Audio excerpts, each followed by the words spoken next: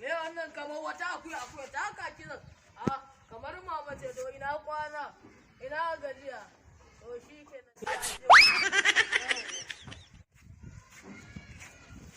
Wannan kamar kai. Yan mutum ne. Na ga takalmi. Salamu alaikum. Wannan da Allah wata haya za ta kai na hanyar lahira. Ina saba nake ta nema hanyar lahira. Ban ga hanyar ba wai da na zo na tambaye ka. Mahaukaci ne kai ka kalla hanyar nan ka ce za ta kai ka hanyar. Za ta kai ka tafi.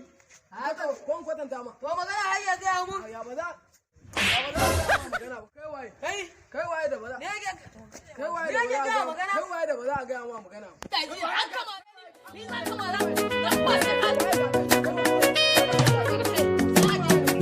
Na shiga so. Ya kace duk kanda